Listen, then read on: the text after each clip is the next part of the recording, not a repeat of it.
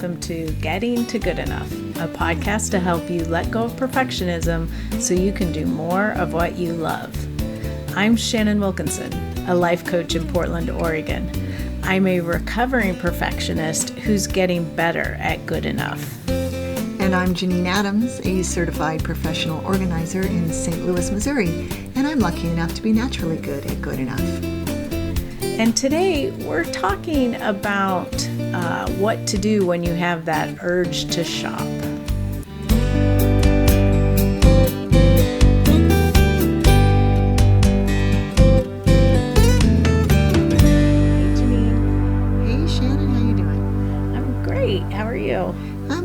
Too. That's excellent. Yes. I have been doing more online shopping in the last few months than I think I ever have in my life. Is it because of the pandemic, or is it, and you can't shop in person, or is it you're shopping more? Buying more stuff? It's mostly because I can't shop. I'm not a shopper anyway. I used to be a shopper, but I'm no longer a shopper. But it's that I blame it on Black Friday. Oh, why is that? Because I got all these really targeted ads. Oh. And so you clicked on them. Yeah. The combination of like needing some new clothes and not wanting to go anywhere, and really targeted ads and excellent deals. That's a potent combination. It is, yeah. And so that's what started me down the path. All right. Are you trying to get off the path? Yeah. Yeah. Well, that's good.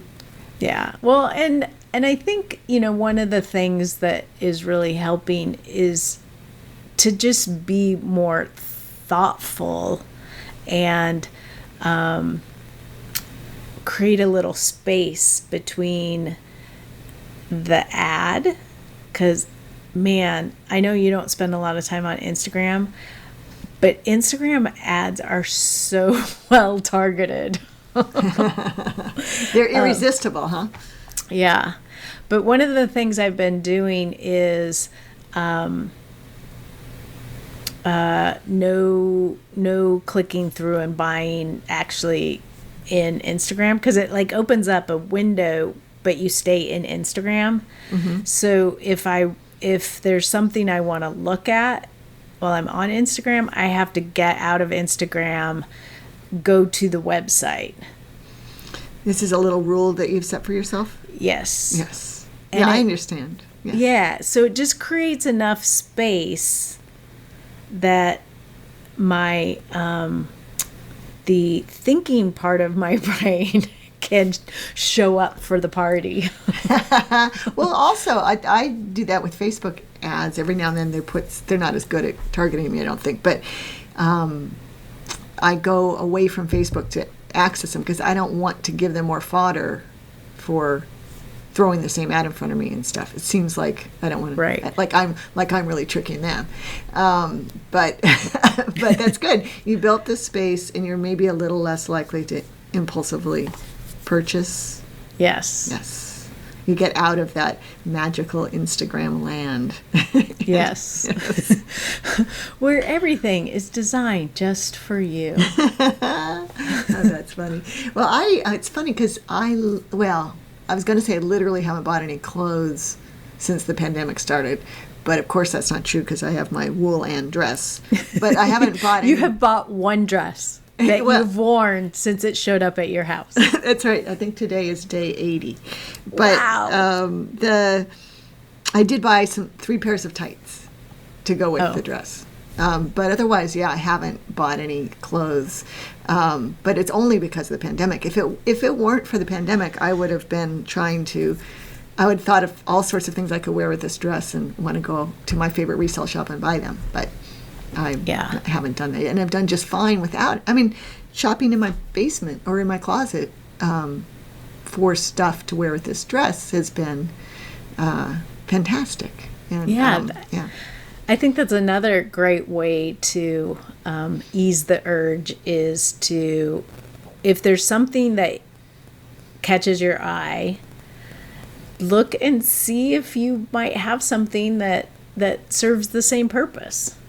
Yeah, think about, if it's clothing, think about what you own in maybe in a different way. I know that sometimes you buy things to go with a certain outfit, for example. You never think of it as going with anything else, but it might. Or thanks to this dress, do you remember my hand knit skirt?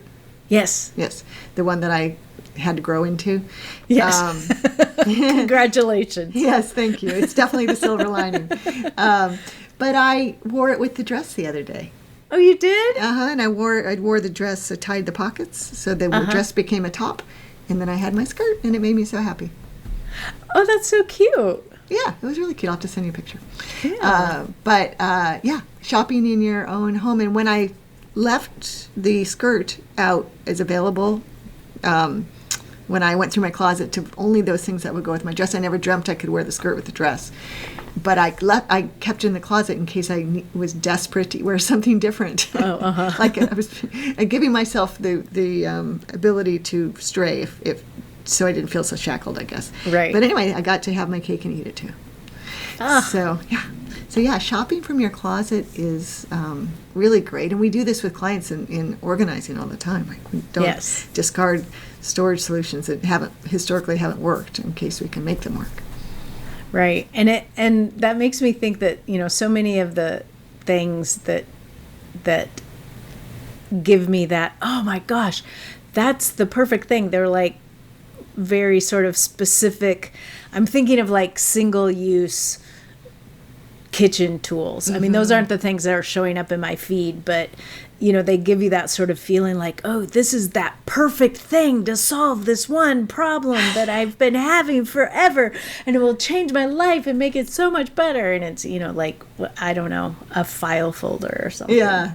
The Container Store sells, they have like different themes of things, but I had to go in there the other day, and they had this whole display of these single-use kitchen things.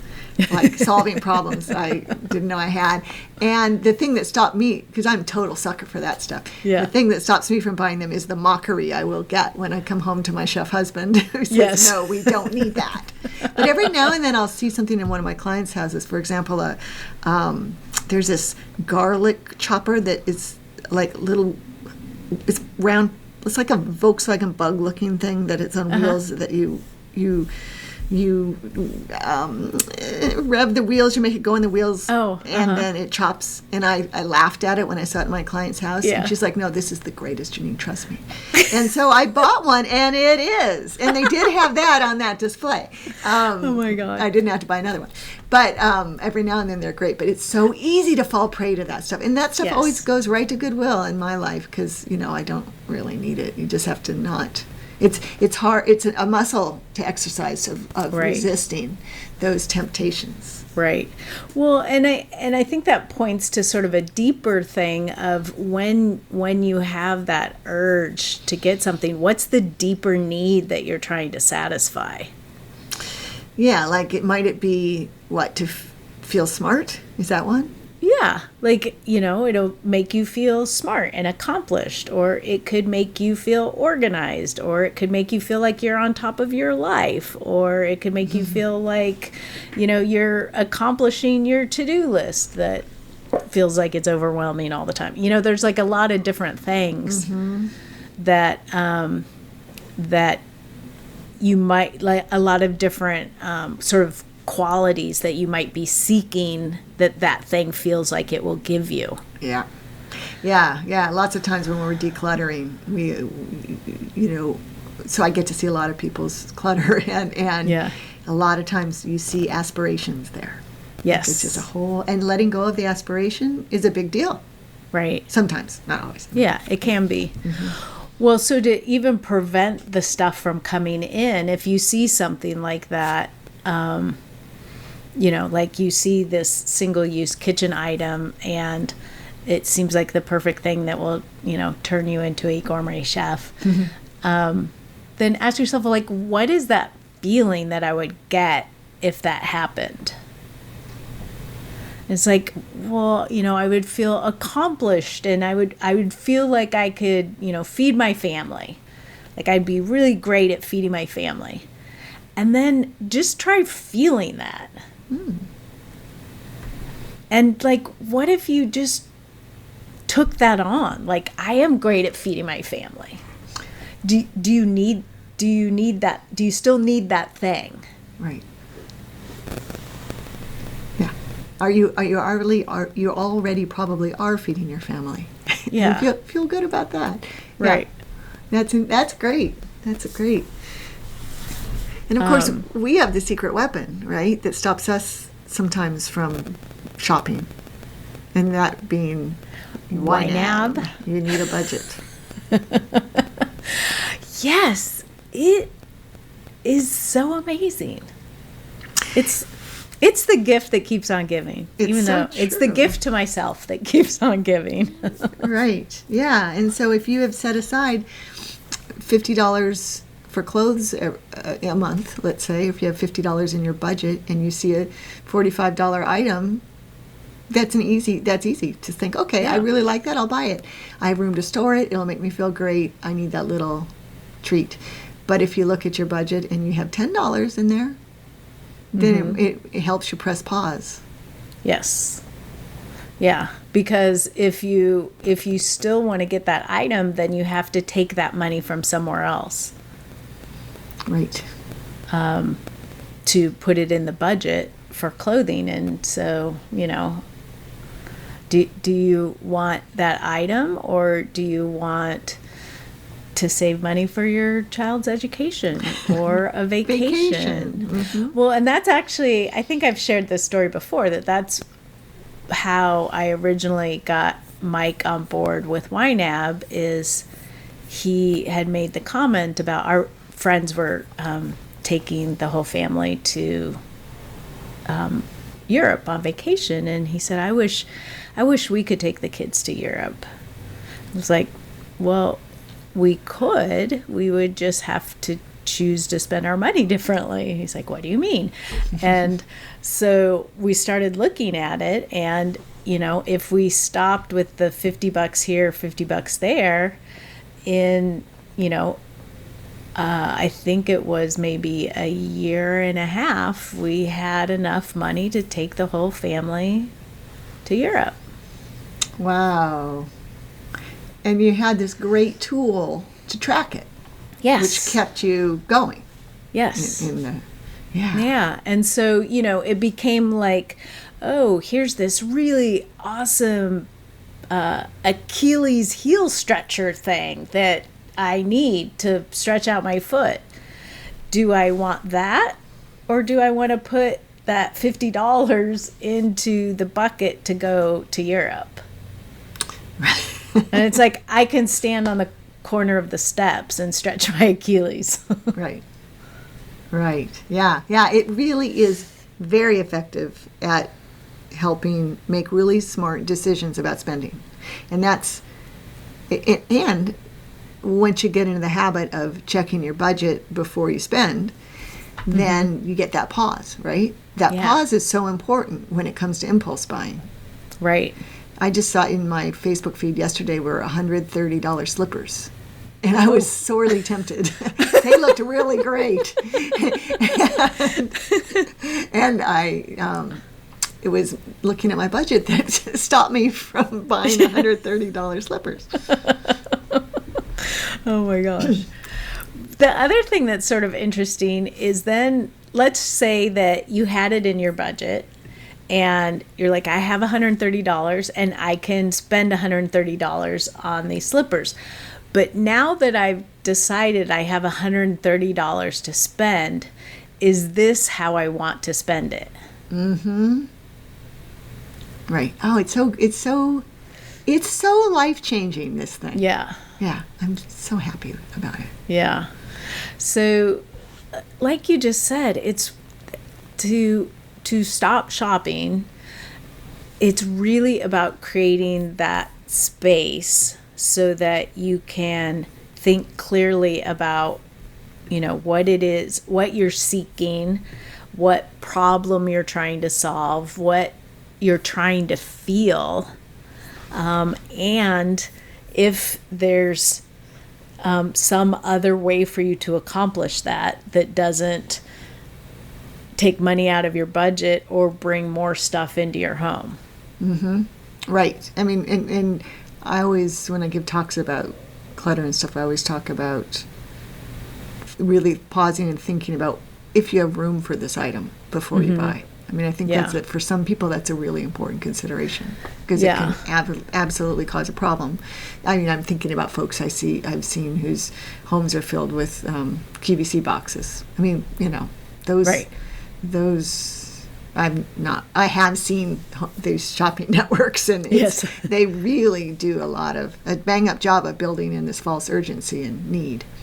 Yeah, those are just a whole study in psychology of sales. I mean, they use everything to get you to buy.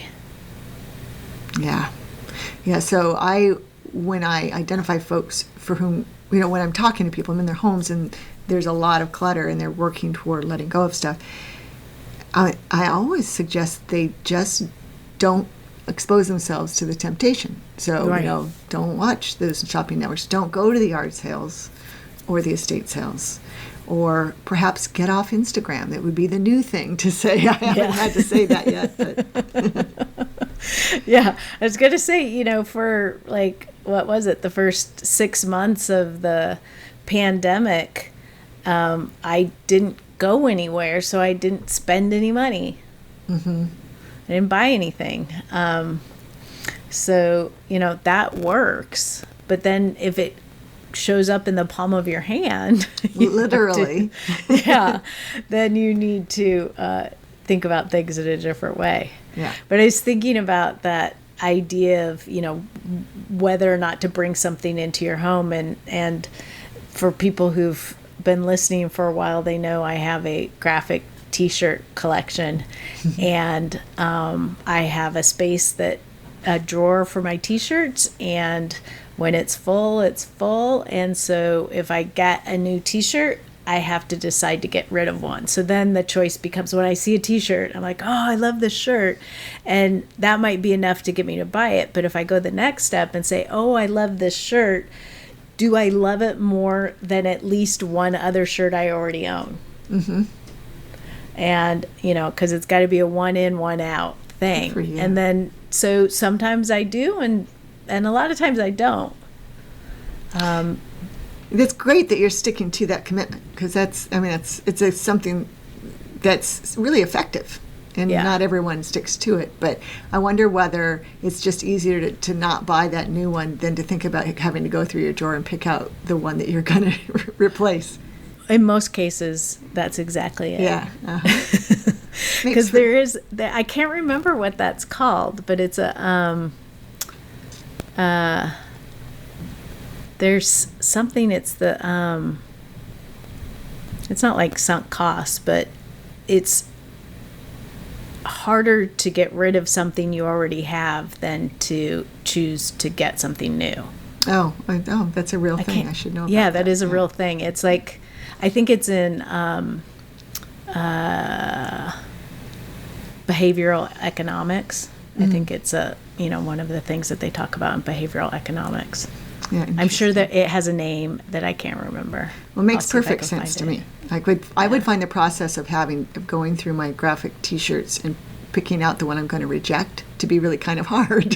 So. Yeah, but I love them all. That's right. Yeah. So I think that's some good ways to give yourself some space. And if you're doing more shopping than you would like to. And also, there's nothing wrong with shopping if you have the money to spend, you're choosing to spend the money the way you want to, if you have the space and it's not a problem. And, if it's not a problem, it's not a problem. Right. Yeah, it's not like, all shopping is evil. Right. It's just that for many of us, it's a problem in some way. or it can become a problem in some way. Right.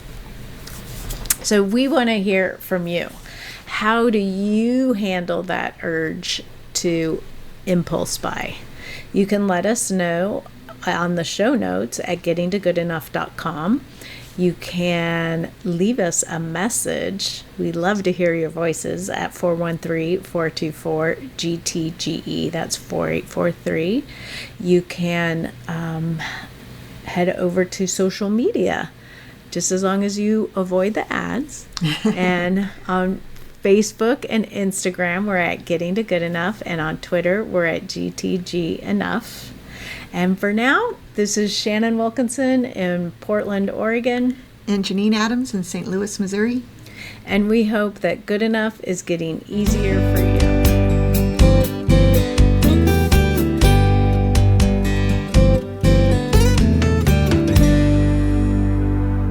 That whole conversation made me want to declutter. Oh, good. I was afraid you were going to say it made you want to go shopping. No, thank goodness.